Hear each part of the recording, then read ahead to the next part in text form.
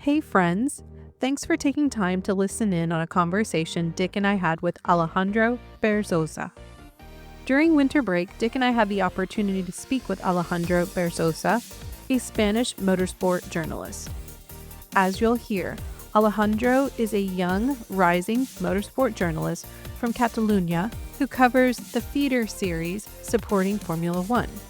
I heard Alejandro pose thoughtful questions during various F2 press conferences and was impressed by his insights. We felt having this conversation with Alejandro would enrich everyone's understanding of motorsport from an international perspective. While English isn't Alejandro's first language, his passion for motorsport and unique insights make this a valuable conversation for our audience. But before we get to our conversation, I need to ask, can you help us out? If you haven't already, please take a moment to follow us and give us 5 stars on your favorite podcast app, as well as share this episode with other F1 fans. We know our growth is because of you, and the guys and I thank you. Hope you enjoy our conversation.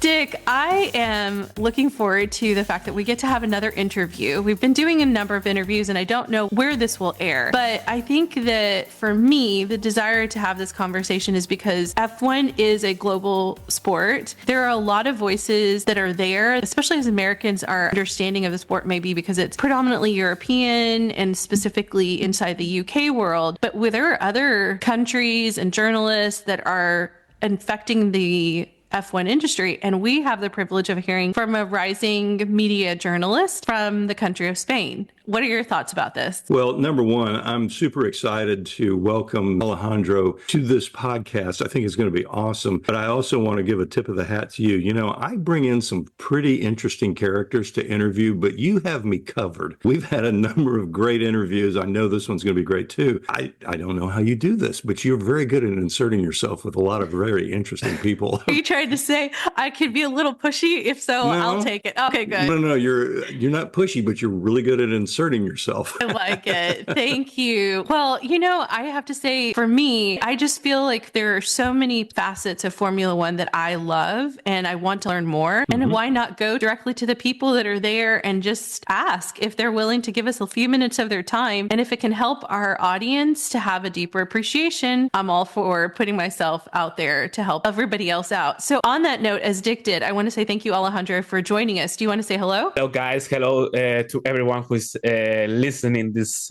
podcast. It's amazing to be here. It's incredible. It's one of my first opportunities to be interviewed by someone. So it's a pleasure. I feel a little bit nervous, if I can say, but I think it's a great experience. It's a great opportunity to present my job, especially to the US fans. It's awesome. Wow. I'm so excited. We get to be your first interview. The tables have turned on you. You're usually the one asking the questions, right? So Alejandro, first off, if it's not obvious to people who are listening, you have a wonderful Spanish accent. So you're not coming from Great Britain. And I think that that's all I want to tell people about your background, because I'd rather you tell people a little bit about your motorsport background, how you got into doing what you're doing, the media company that you're with, and then I can share with them a little bit about how I came across what you're doing. Yeah, of course. Hello, guys. My name is Alejandro Berzosa. I'm 23 years old. I'm just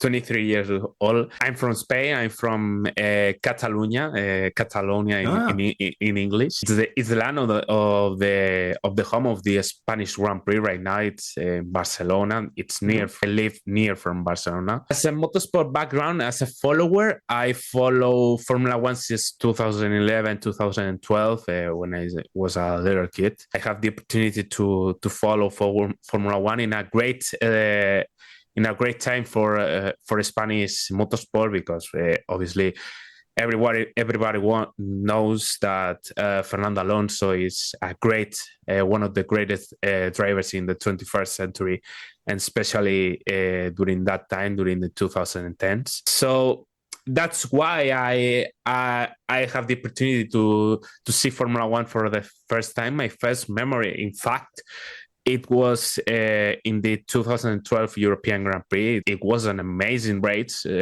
from Fernando. He he did an amazing race. He scored a great win, starting from P12. So I think it was one of the first memories that I have. It was amazing. But I have some time that I stopped watching Formula One 2016, 2015 because right here in Spain we have a change of the channel in the 2010, at the beginning of 2010s and during the 2000s. The Formula One broadcast it was on the free to air TV with channels like Telecinco. It was if you say 5, for example, and Antena 3, and they changed with a pay TV with a broadcast. For example, Movistar Plus, DSN that is right now. And I have the opportunity to come back at the end of 2019, and since then I always watch Formula One, and I always try to watch every single race. And as a journalist, I started in Play Motor, which is my media that I am right now, and the media that gave me the opportunity to be in those press conferences. That is the Formula 2 and Formula 3 press conferences, both support series from Formula One. And I started in January 2000 during the Dakar time, the Rally Dakar time. Oh, wow. And during that time, I have the opportunity to, how can I say, to adapt into the ways to write the articles and all these things. And when I was ready, it was the time that the 2022 season starts, and we have the opportunity to be in the press conferences, in the Formula 2 and Formula 3 press conferences. I was there. I'm still there, and I think I will be there because there is a great. It's a great thing to be there, to be with that. Medias like race fans, medias like Autosport, medias, I don't know, Formula Scout, who follows the feeder series, the promotional series. That series, that media who follows Formula 1, Formula 2, and Formula 3, or only Formula 2 and Formula 3. I think it's a great experience to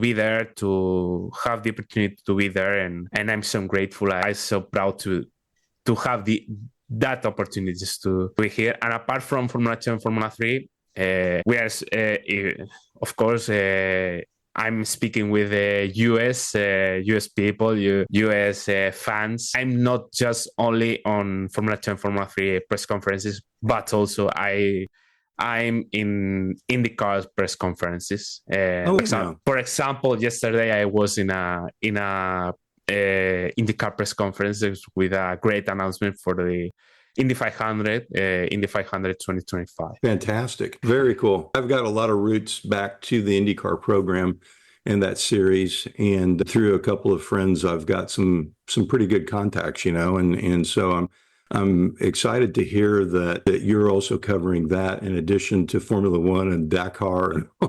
That's amazing. Good for you. Especially right here in Spain, we have Alex Palou, the 3-time IndyCar Series champion, who I have also the opportunity to interview him this year after taking his third crown as IndyCar champion. And I think it was a great experience from my side. And Alex is a really, really nice guy. And we are so, as a Spanish fan, we are so proud of Alex Job. And most of the Spanish fans, I have to say, are really proud. And he wants to be in Formula. They want Alex in Formula One, but it's really difficult to have Alex in Formula One for some reasons. I mean, it's difficult to see Alex in Formula One in the future, just like all other drivers, of course. Sure, no, that's really interesting. I've had a couple of very, very brief interactions with Alex, and I've found him to be very polite and very good with the fans. Not that means a hill of beans, but I at least have a very good impression of him. Of course. So very cool. Gosh, I don't know, Sabrina. There's so many different paths we could go down on this conversation. But so when you go into a press conference, how many journalists are you dealing with? And are you kind of having to elbow your way in to be able to ask some questions? Or does everybody get a shot at asking those questions? Or how does that work? It depends. In terms of IndyCar, it depends. It always works at the same way. Firstly, the IndyCar questions, the IndyCar workers. In that case, is Dave. I want to say hello to Dave. If he will listen, if he listens that podcast. He's a very nice guy. And then the US, of course, the US media is the first one who asks some questions, and after that there goes the international media, including myself. If I have some questions, for example, yesterday I have the opportunity to ask some questions to the drivers of the team. I think it's Dreyer Racing, who announced his drivers for the 2025 Indy 500. So I have the opportunity to ask both drivers and to ask the owner of the owners of the team owners, of course, and that's it. I mean, we have the opportunity to be in those press conferences because we made our job, and we have the opportunity to be there. It's something it's particularly difficult to be there. Not every media has the opportunity to be on those press conferences, but you have to work on it. You have to put your effort, your time to think about the questions, to ask the IndyCar, how can I say, IndyCar communication crew to be there and to think about the questions, and you have to be patient to ask the questions because firstly it was the US media, of course. Yeah. So how does it work with Formula One then? Well, with Formula One, we work with Formula One especially with Formula 2 and Formula 3. Formula 1, it's a different world. It's a difficult world. They're very strict, of course. They want to have the best of the best media. And so it's very difficult to have a F1 press conference. But we work with Formula 2 and Formula 3 press communication crew. And we are really kind person, really kind people, and I have a great relationship with everybody in the Formula 2 and Formula 3 communication crew. I have the opportunity to know know them personally, in person in Barcelona during the Spanish Grand Prix of this year's Spanish Grand Prix, and they are really, really great persons and great people, and to work with these people, I think it's a great honor to work with the journalists that there is in the United Kingdom, in Spain, in Italy. It's a great honor to be and on that list, to be on those press conferences, and I'm really grateful. I'm really thankful to be on the job that I am right now. It's not a paid job. I'm not earning money, but I'm earning experience. I'm earning prestige. But that's it. I love this job, and I will continue until the time says to stop. Yeah. So I just want to make sure I understand the distinction. So you said in the IndyCar series, it would be the American media gets first opportunity, then the international media, and even within the American media, there's a bit of a hierarchy of which media will get priority in asking the questions. And then your world right now is very much, and the Formula Series is the F2, F3 world, and that it's very challenging to get into the F1 press conferences. But I wonder what you're able, either what you know or what you're able to share. Is it the same, like who gets priority in F2, F3, and even F1 of asking those questions? I think as an observer of the press conferences, I kind of feel there is some level of priority. And then as an international journalist, I'm assuming you're competing against all the other international media. And I have a reason for wanting to kind of understand this, unpack this, because of really how the drivers have seemed to have some opinions about how media is interacting with them. So that's why I wanted to kind of see if we could unpack that a little bit more. I mean, firstly, because it's a large question, of course. Firstly, about the IndyCar, the media order depends on Dave. Of course, it depends on who he says, and that's it. I mean, it's that the order. And in terms of Formula 2 and Formula 3, I would say firstly, it's the Formula 2 and Formula 3 communication crew. I guess it's Chris Netherland. You know Chris, who asked the first questions. That it was the questions that later on the day you could see on the official Formula 2 and Formula 3 website. And after that, if there was a live press on the track, on the circuit, on the press room, first who ask that the questions are the person who are live in the press room, and then after that the virtual media, and the order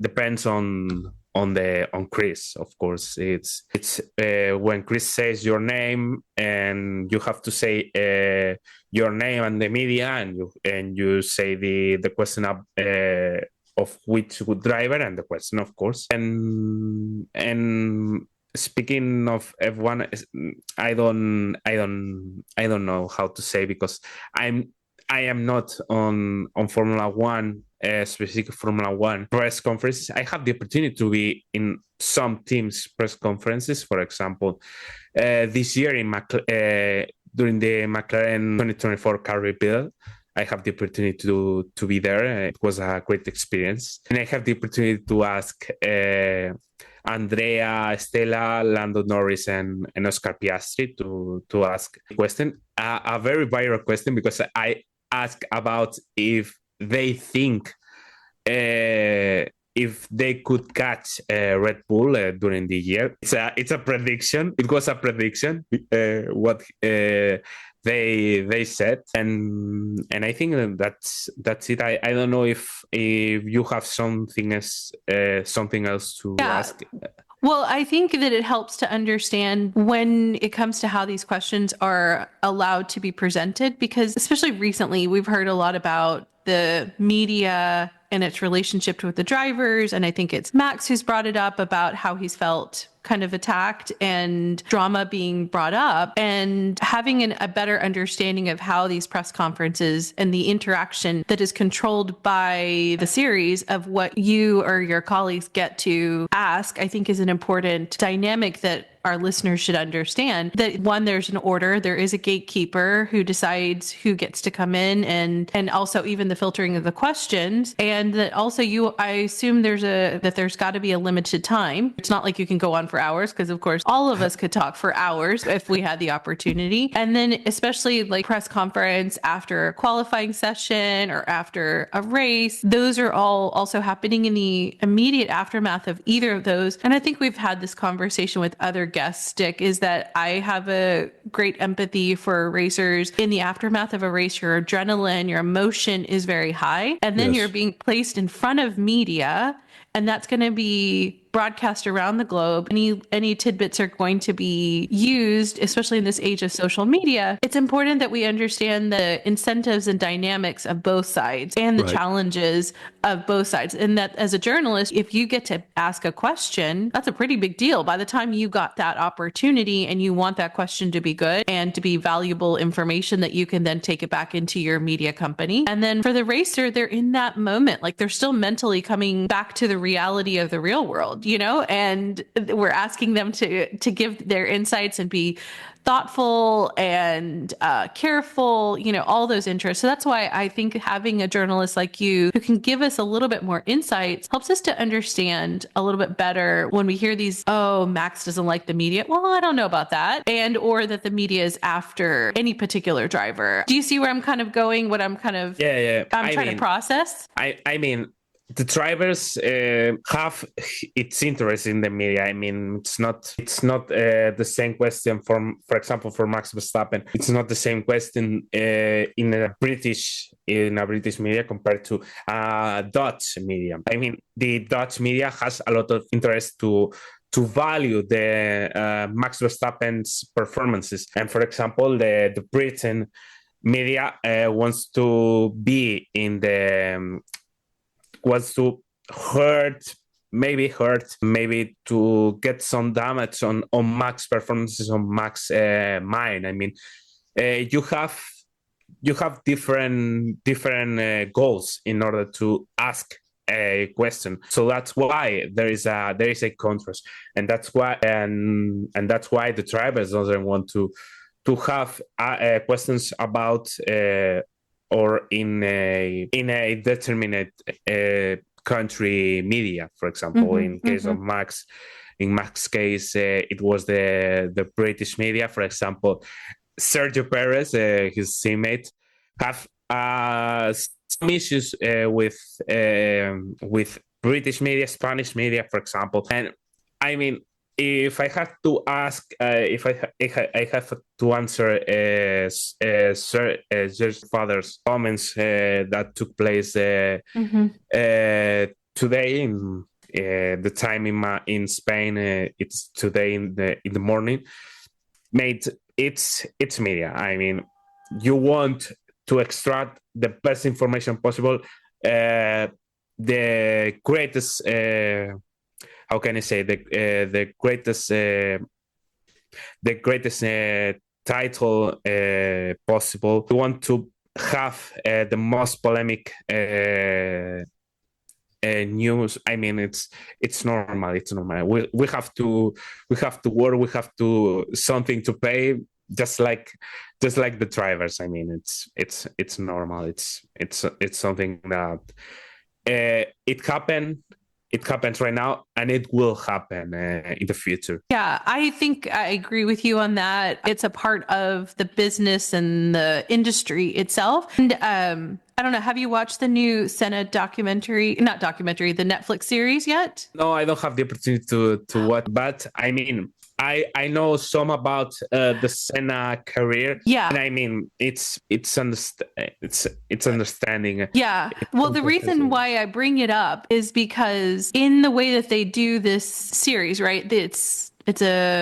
It's not a documentary, it's actors, right? Is the way that they narrate, or the narrative of how they do this, is that there's a close relationship between Senna and the media, specifically a media journalist that's kind of serving in a role of helping move the story forward. And I think that that's a very interesting way of how they decided to tell the series, because you see how vital media is to the world of Formula One. And I was actually just overnight listening. So Dick, we just had a wonderful interview with a guest. I'm not going to say who it is, but said that they have their own podcast, and I went and started listening to it. And one of the recent episodes highlighted how this person connected to Formula One as a result of reading the old articles, like in Road and Track. And it showed to me why I think you and your colleagues serve an important role, is you're our connection point to the actual sport. For the rest of us, you're the ones that are crafting the narrative, engaging us where we're seeing that storytelling power to see, okay, wow, this driver did this. And especially now with social media and like any person having an opinion, all the more having journalists like you who are going through this vetting process and going into these rooms and really deliberating, like, what question am I going to ask, is vital to keep the quality of the sport high. Do you see where I'm kind of why I feel that way? Do you agree, disagree? Yeah. I mean, that's why the journalists will always not have the reason, but have the experience, have the the acknowledgement of how the things have to ask, how is interest is a topic. In case, for example, of Sergio Perez, is about his Red Bull seat. Has that interest? It's so interesting, and that is a topic. Despite the fact that there is some Mexican fans that they don't want to talk about that, because Sergio is his hero, is the local hero. Of course, is the Mexican hero, and it's difficult to understand. It's easy to understand this, but in our case, we are in a world that has some unfair things, and one of that maybe could be that aspect, and we don't follow the social media to have. We don't know all the things that took place in the social media, because if you follow all the things that took place in the social media, it's crazy. It's crazy to understand all the things that happen in the social media, understand all the opinions in the social media. The only thing that we can see on social media is the opinion of the driver, the words that the driver sent in his own social media profile. That's the only thing I think that is valuable. Really, yeah, that makes sense. Well, it sounds like you see your role more as a thermostat in the situation than a thermometer. So you brought up Sergio. Let's move on to some F1 hot topics, because this is your world. You've got insight. What do you think about what's going on at Red Bull? I think in terms of Red Bull, I think that I think the problem is 50% Sergio. Of course, he's not doing a really good season. I think he could do it a better job. We will see.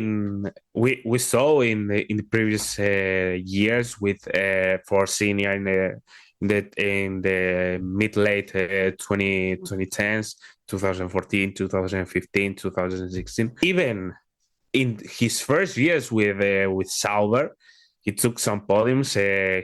That Sauber car, most of the time, decent car, a really great car. But Sergio did an amazing job in Sauber, in Force India. In fact, he saved the team in 2018. See what is right now Aston Martin is the what can I say is the basement of Force India's basement right now is Aston Martin, and he moved to Red Bull. It's a difficult team, of course. He's only focused. They are only focused on Max. I understand why, because Max is a generational talent, but you compete with two drivers, so you have to think about the two drivers, not just only Max. If you want to win the Constructors' Championship, Max's job it's not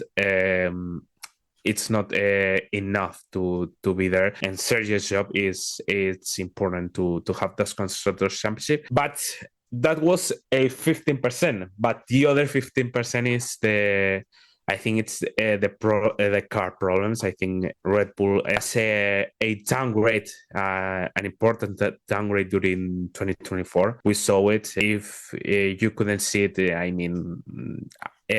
why are you? Which Formula One are you seeing? Are you looking? It's normal. To have a downgrade at some point. Mercedes had a downgrade in 2021, for example, or in 2018. It's normal, but I think I think that the focus is only on Sergio, but there is the other problem. It's the cars problem, the Red Bull problems, all that happened at the beginning of the year with Christian Horner, with Helmut Marko, with that civil war that took place in Red Bull, and it was fully interesting during the beginning of the season, and that has its own consequences, and the consequences we've seen this year, during the year. And that was what happened. About the future of Sergio, who knows? I don't know. I'm a little bit confused. I think they will leave. I don't know in what way, but about the rumors, about the rumors and the information that I have, and the information that it puts during the last few hours or the last few days, I think they will leave. They will leave Red Bull, and I hope they have its own space in 2026 with this new project that starts in 2026. Will start in 2026. About Sergio in 2025 with Red Bull, I think that he's going to leave the team. Mm-hmm. About the rumors, the information that it took place, it says in the last few hours, in the last few days, it will leave. But I guess they will find a seat for 2026 in the new American project. I hope with Cadillac, which actually makes a lot of sense, Alejandro. It really does. You know, you have a really experienced F1 driver. Sergio certainly understands. You know, you made a great point about him with Force India, right? And how instrumental he was with that team. And, you know, you put him in a new environment where he is welcomed and wanted and all that kind of stuff. He would probably thrive, take a season away, kind of recharge his batteries, and then come back and lead the Cadillac team with maybe a young American driver as his number two that he could help groom and mold and all that, because they're not going to be winners to start with. That's a really, really interesting thought. And you think about General Motors and the amount of business they do in Latin America.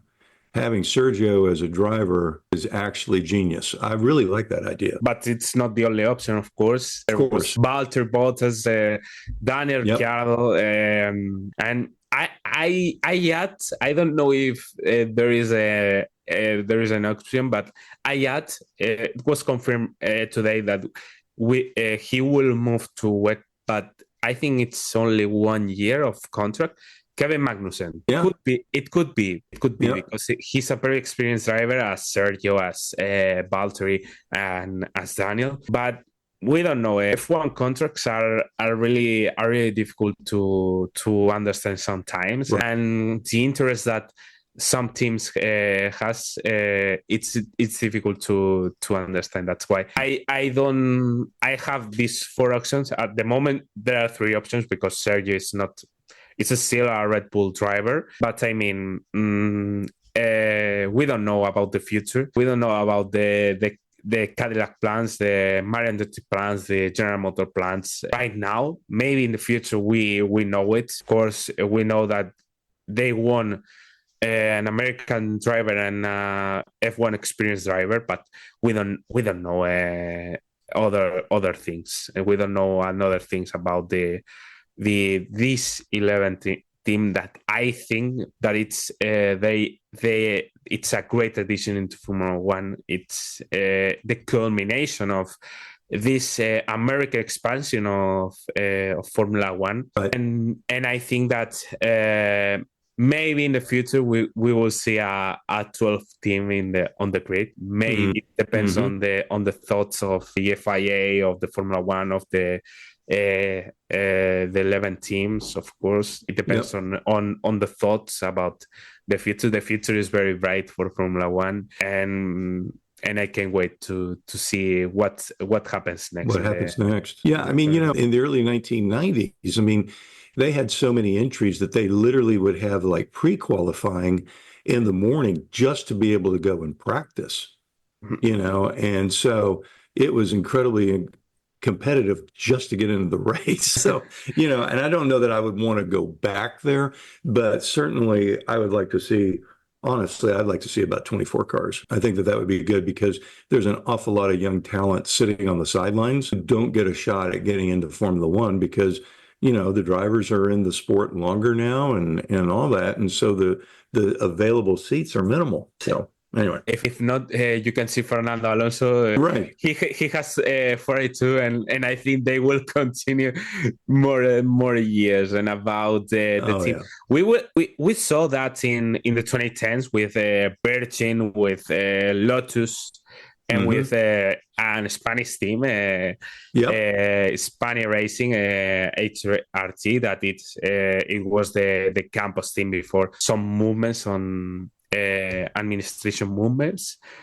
But this time, compared to the 2010s, it is a different Formula One, and it is a different project. Why? Because right now we have the budget cap. We have the budget cap. That is something that the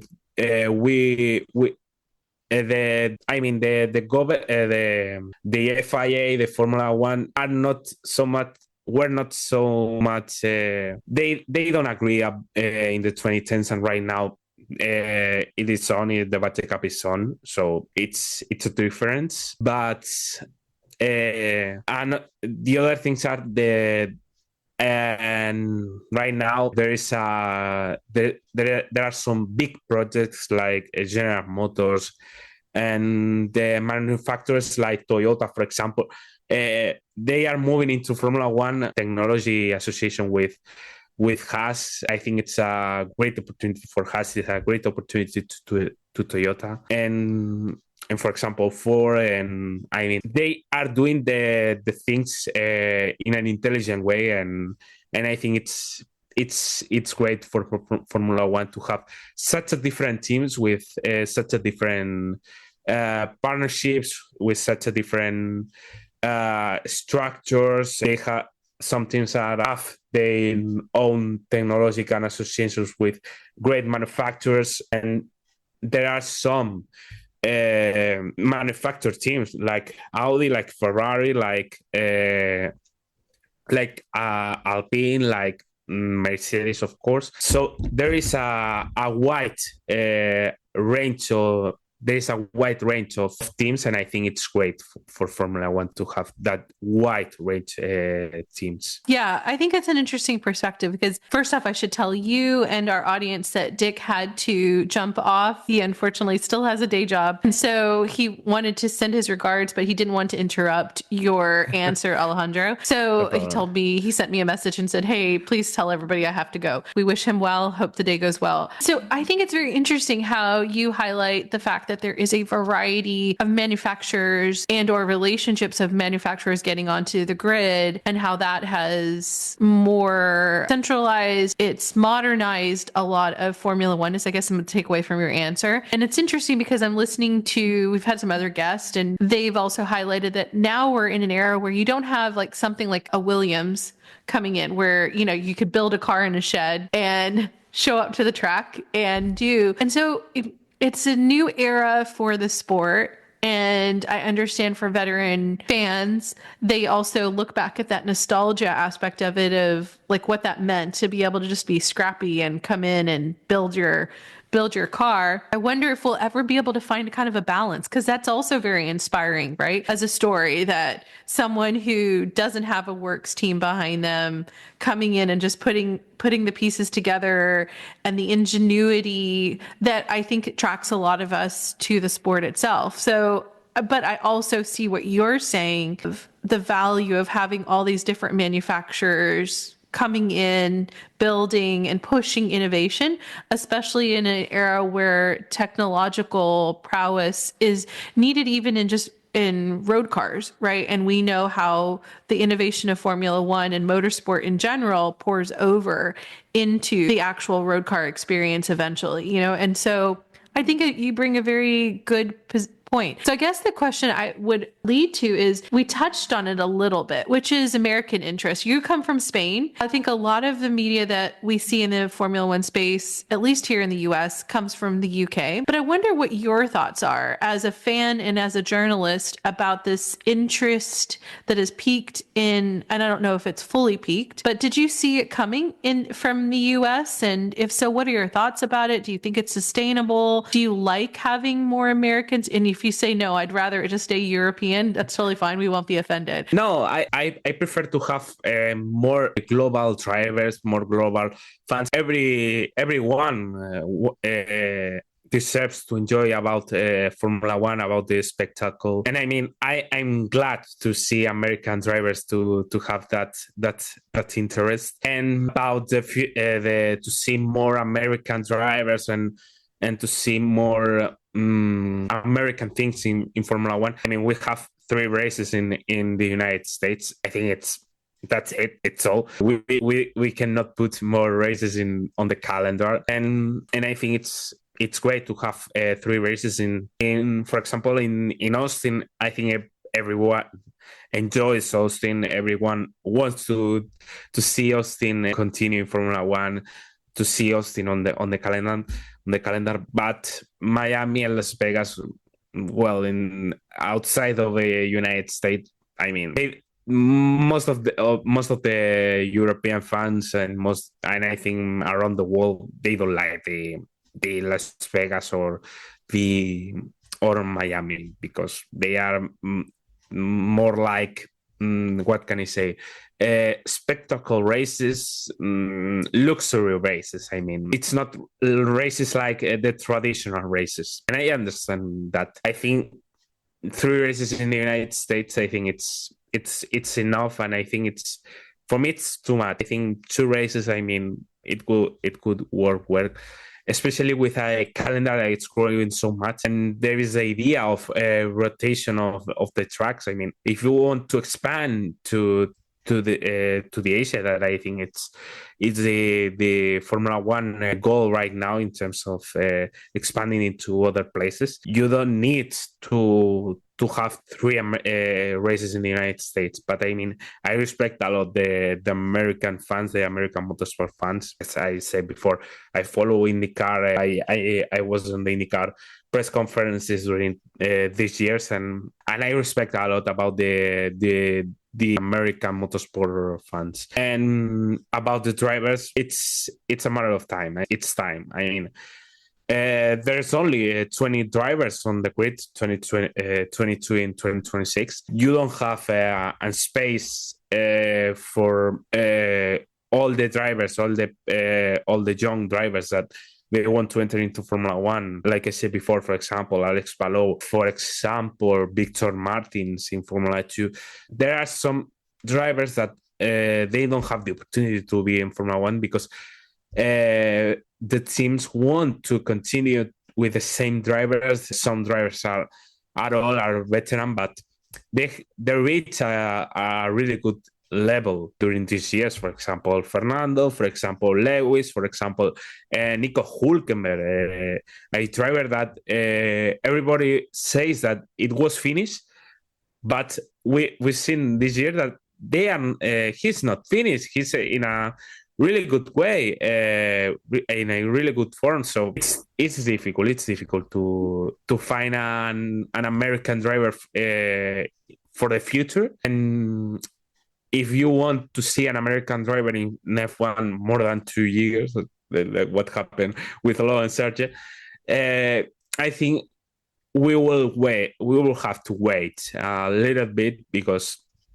I think in the United States there is a great talent in terms of motorsport, in terms of drivers. But we have to wait. We have to wait some years to see maybe a American driver coming back and to be really, really competitive. Okay, so there are 2 pieces on this that I want to definitely talk about. Let's actual Grand Prix and then also the drivers. So let's go to the drivers first, since that's what you just went to, and then we'll come back to the Grand Prix. So on the drivers, I totally agree with you that it's the timeline, the pipeline is, we have talent here in the United States, and that's something that John, Dick, and I really feel strongly about highlighting. We've done interviews with young American drivers, like actually one that I know know you've also interviewed is Jack Crawford, who's an F2. And when you talk about the seats and like the delicate balance that teams are having to do of experienced drivers like Nico, like I agree with you. I really get annoyed at social media because people seem to put down Nico because he hasn't been on a podium. Like that's the stat everyone wants to talk about, right? But when you think about what he has done and you actually look at his career, he actually has amazing racecraft, and like the fact that he has endurance of coming in and out, and teams are still choosing to put him when there's young rising talent. They have to be seeing something that we as the novice fans must not be seeing. And then you talk about Fernando, and Dick didn't get to go into this part, but he's a huge Fernando fan. He would probably say Fernando and Jackie Stewart are his two, and then Senna are his three heroes. He didn't get to say that with you on there. You have a different generation of driver who were pre-ground effects. They had the racecraft that's been developed, and then you have this young rising talent in general. And then you add in for our American talent, the pipeline, at least my perception, it's not a very clear path. Say that with you on there. And the opportunities are challenging for Americans to bridge into a Eurocentric sport. I wonder, because you're not UK based, you're not American, but you're Spanish, if you have perceptions about like why Americans aren't getting onto the grid, or even in the case of Logan, why it's only for 2 years. And do you see that in your rising Spanish talent as well? It's difficult to say. I mean, there is American drivers, there is American talent. For of course, for example, as you mentioned before, Jack. It's a great driver. I mean, I knew him. I knew he had the Spanish Grand Prix. It's a really good guy. It's a really nice guy, and he has the talent. He has a great talent.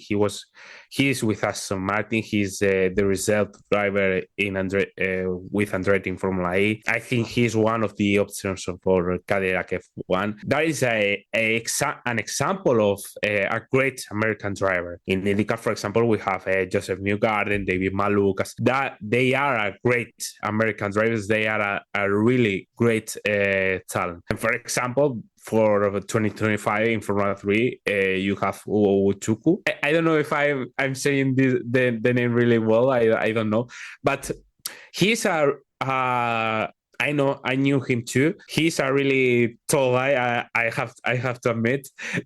But he has some great talent. He haven't had his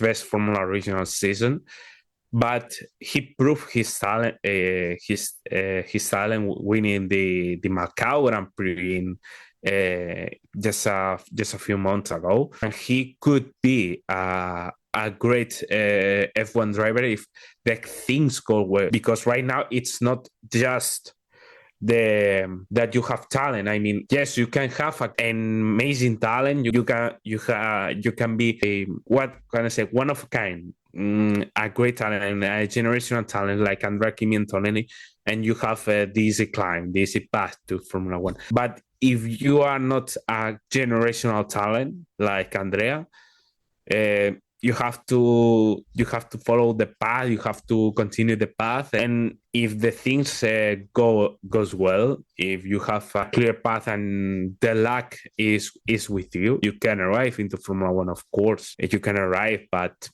it's something that's pretty difficult. And speaking about Nico and Jack, I think Nico is still in Formula One because he's an experienced driver, and he had something that maybe, for example, Sebastian, I think it lost a little bit in his last year in 2022.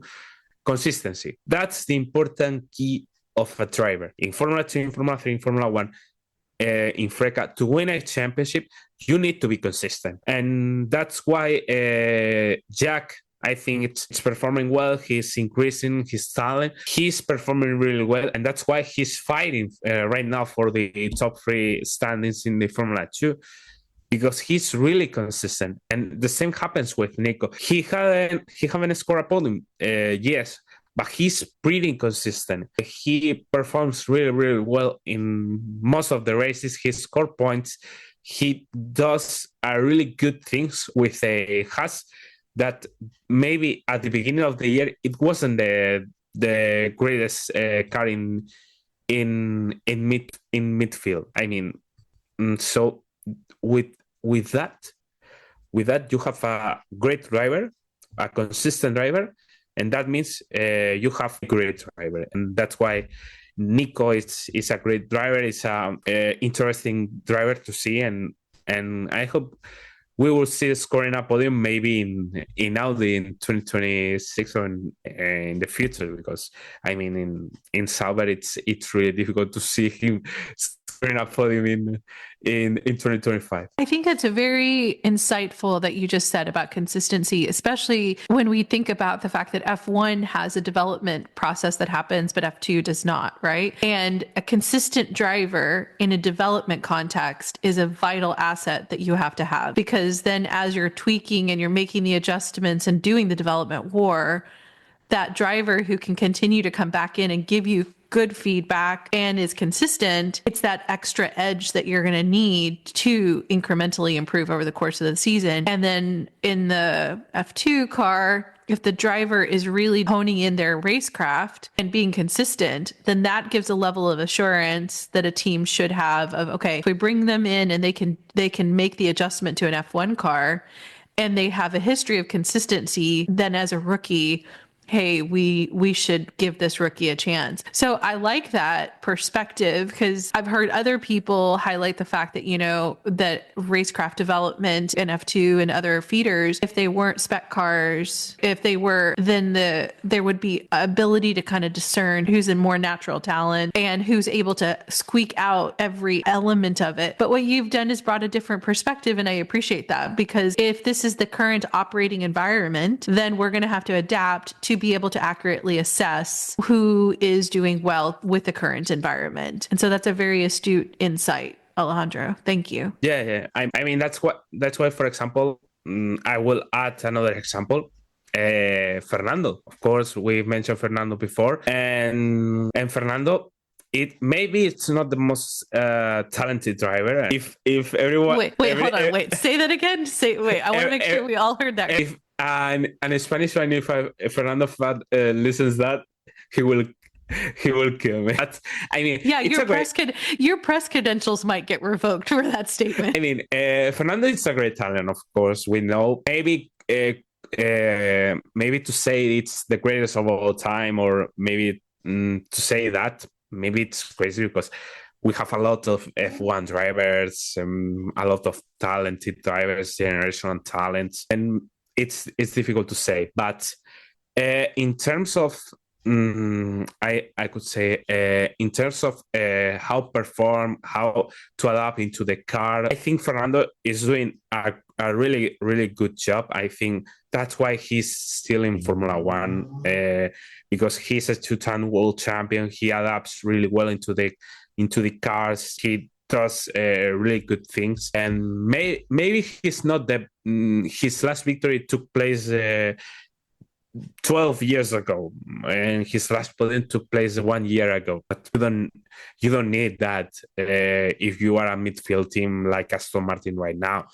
You need a driver who give this experience in order to improve the car, in order to be better and to reach the top of the mountain, that is winning the constructors and the drivers' championship, of course. Yeah, I can see your perspective. It also makes me think of Carlos Sainz. My assessment of him is that he is a consistent driver, going back to your point, and that every team that he has been with has benefited from his not only strategic mind, but also his technical and feedback that he gives. And that I feel like the success that I expect Ferrari to have in the next year will largely be because of what Carlos has contributed to them over these last years. And because we saw that with McLaren, and stuff that I've read has also indicated that he really gets into the details and that he beds himself with the team and values being able to really look at the development side of the car. And that has to be valued by any team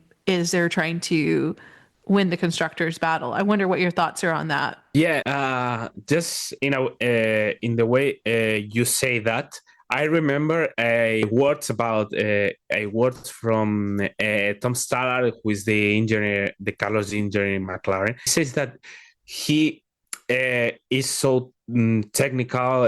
He's a technical driver. He wants to be on the details. I mean, that's a really good thing for a driver, because if you want to be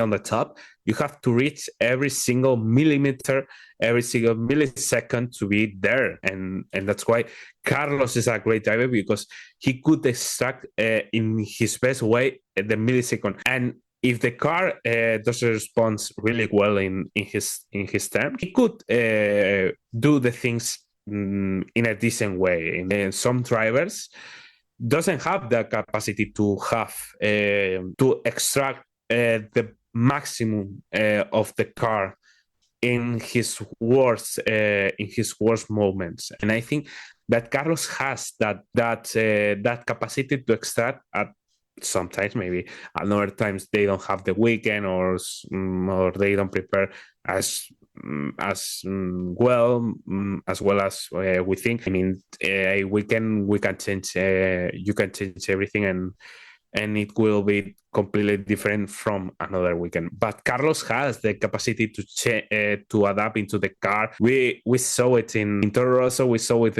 in Renault, that changed the car. In 2017, we saw it in McLaren, we saw it in Ferrari, and we will see it in Williams. I mean, I'm excited to see Carlos in Williams, because he's I want Williams to get back on the top, to be a really, really competitive team, and I think that Carlos is a great driver for the team, for the growth team, and we will see what happens in 2025, the growth in 2025, and what's going on, where they will be in 2026. I agree with you. I think next year is going to be memorable racing, memorable technical development, and the development war. I'm like so excited to see what 2025 brings to us. I know we have to do rules changes. I wished we didn't. I wished we could have longer periods of this kind of competitiveness where people are really, or teams and drivers, everybody are eking out, like you said, the millisecond margin. But so next year's going to be it. I think if there's at any point someone needs to join into the F1 world, it would be next year. Like, as you said, Carlos coming to Williams, Adrian Newey going to Aston Martin, Lewis going to Ferrari, and then a new crop of rookies coming in that have gotten some glimpses of what they have the potential to do. And then we still have to see what's going to happen at Red Bull. I mean, there's going to be so much. I imagine you're going to be super busy, which is why I'm glad we got to have this conversation with you now. I hope when you continue to rise up the journalist ranks, you won't forget us and you'll still come back, or maybe at some point next season, that you could give us an update of your thoughts, and we could hear what you're hearing on the ground. And especially, we also want to hear from you more about the F2 and F3 world, because we feel a very strong responsibility that, like, people like Jack and others who are making their way through, especially from American perspective, hearing what you all are observing, how that will eventually impact our Formula One grid. I think it would be great. So would you be open to doing a future conversation? Of course. I'm glad to be back here in the podcast. So when you decide to go back, and I will be glad to be back here once again. So what we would like to do is also put your website for where people can follow your writing and your journalism. So it's called Pit Lane Motors. It's the Spanish language, but I can say is, I know for us in America, we're able to hit a button that translates it to English if it shows up in Spanish. So it's great. Personally, as an American, I like to hear what other countries are saying about the sport, because it helps us to have a different perspective. And so that's why I appreciate your willingness to to talk to us. And because you're not an American and you're not a Brit, so you have the ability to kind of come in the middle and go, hey, I know there's a little bit of difference between all of this, but we have our own motorsport culture. And maybe that's something we can talk about in a future conversation. The history of Spanish motorsport, because you have some amazing racing talent, not just Fernando, but others that have come through. It's a part of your culture as well. So thank you so much, Alejandro. We appreciate your time and I look forward to a future conversation. Thank you very much to you, Sabrina, and to all the team of this podcast team. And I'm glad to be back when the time decides. Awesome. Okay, so Alejandro, I turned off the recording and we were going to say goodbye. And then you said, but wait, we didn't get to talk about something. And I was thinking it was about the Grand Prix, but you said, no, I want to talk about, and I'll let you take the ball from here. What was it you wanted to talk about? The female drivers, of course. Yes. I mean, it's a thing that everybody doesn't pay too much attention, but I think female drivers needs to be spoken, and I think needs to be represented, because I think it's part of motorsport. Women drivers are part of motorsport, of course. So yeah, you actually interview a number of the rising female talent as drivers. I was actually quite impressed by that when I was reviewing the different things that you've done. You've identified a number of rising talent and had the opportunity to get to know them. What do you think is the role of females drivers? Do you think it's possible? Like, and you observed F1 Academy, you've watched that. I assume you were also paying attention to W Series. Do you see this as a positive turn of moving to the F1 Academy model? I think that the idea of the F1 Academy is a great idea. I mean, female drivers don't have an easy path to Formula One. Of course, the F1 path is not an easy ride. It's not an easy path, but especially with the women drivers, it's so much. It's something that it's so much difficult, and I think that female drivers have more difficulties to be in Formula One. And can you elaborate? What are those difficulties? I don't know that people fully grasp why it's difficult for a woman versus a guy. Yeah, in terms of a sponsor, of course, it's the main problem, because there is some difficulties for a woman driver to find those sponsors, and I think that the F1 Academy is something that it helps for the woman to find those sponsors, to be on the spot. That's why, for example, girls like Dorian Pan, who had a really good career in GTs, in endurance series, comes to the F1 Academy, and we see an incredible performance from her, and I think he has a great future. But it is one of the examples that we see in the F1 Academy, in girls like, we don't know, for example, the last wild card, the Qatar wild card, Alicia Pamlowski. I think it's a great female driver, as we could see on the previous week in Lusail. We don't know, Abby Pauling, for example, it's a great driver. We cannot say right now it's the 2024 F1 Academy champion, but it's almost the F1 Academy champion. For example, she's a great driver. Chloe Chambers, the American F1 Academy driver, who represents CAS and will represent RB4 next year in the F1 Academy. They are really good drivers. But if I have to say, if one of those girls will move into Formula One, it will be very difficult for me to say that. Why is that? What is it that you see that makes that transition from F1 Academy challenging to F1? Do you think they need to be going into something like F2? Yeah, I mean, F1 Academy is part of the path of into Formula One. I say this because it's not no offense when I'm saying this, because I mean, but in physical terms, the women have more difficulties to adapt into the cars than the men. That's a fact.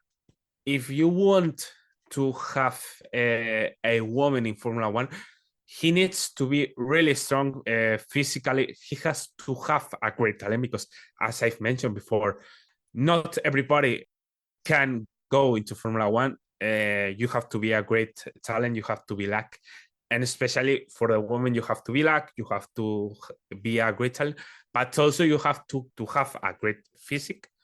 You have to have a great body that supports really well the G forces, and that's it. I mean, you have to have these abilities, these skills, and then maybe we will see a female in the F1. I remember a statement that Tatiana Calderon, the former Alfa Romeo, I say reserve driver, said in an interview I will publish in just a few days, in just a week and a half, that says that F1 is not ready to receive a woman. I say I agree with her in some ways, because I think it's F1 is not ready to receive a woman, but I think that woman is not ready to be in Formula One because of that, because of the physical aspect, because they have to be really strong. They have to be a really good body to support that, to have the ability, to have the capability to support that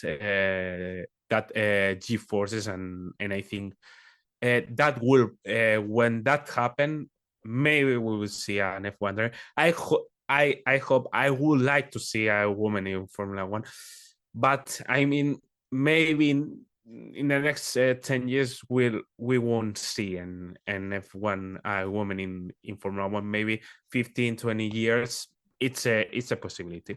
Yeah, that's interesting. Well, I mean, I don't disagree with anything that you're saying. I think if anything, I think it's vital that people realize that not only does a female have the norm, or what is the current status quo of challenges for any racing talent trying to make it to the Formula One grid, she also is in a differential of a physical capability that with proper training can allow her to get to that position. But it's adding, like, I keep thinking of, like, if you're going up a mountain, like you're carrying some weight, you've added an extra weight on a woman to be able to get to the top of the pinnacle. But that does not mean she can't do it. It's just, it requires the intentionality of building that and or support of people making the path available to her and to any other person. Interesting that you bring up the G forces. I was talking to a racing coach and driver who highlighted that not only is it G forces, it's also the braking aspect, that women, like the legs have to be also able to push hard enough that when you're trying to make the corners and do the overtakes, all that, and that with the proper physical coaching, it can be done. And so I do hope it's not 10 years. I think that we've come a long way in our kinesiology and physical understanding of body, like body in general, that hopefully we can help the young drivers who are making their way. I also think it's interesting when we consider how young drivers are getting into the sport and their bodies are developing, that the type of physical training that we would be asking a young female will have to be different than what we're asking a young male to do, and mindful that they're still developing as human beings, like their physical bodies. And that requires, I think, a recalibration inside the sport. And I hope that what we're seeing of the fact that the F1 Academy has been created is an acknowledgement that we will have to create pathways for both, not segregating them. I personally don't want to see segregation.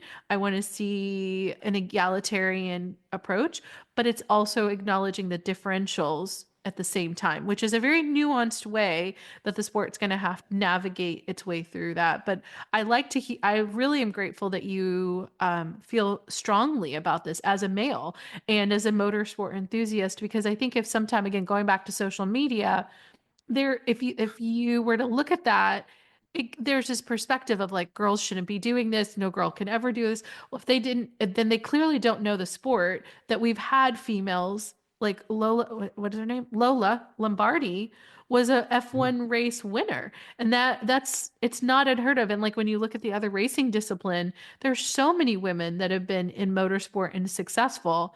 And so it's just about now making it accessible for people. I said a lot. I wonder what your thoughts are. No. I agree with you.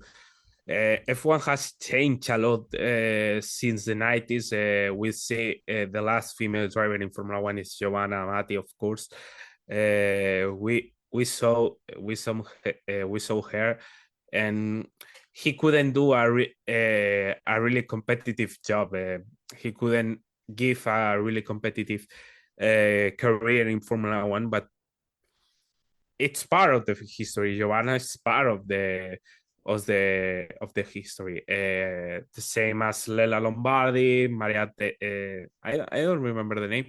Maria Teresa de Filippi, if I'm not wrong, in the 50s. Yes. In the 50s. I know who you're talking about. I don't know how to say the name either. But yes, in the 50s. And when you consider the cars back then, and a girl was driving, that's like kind of remarkable to me.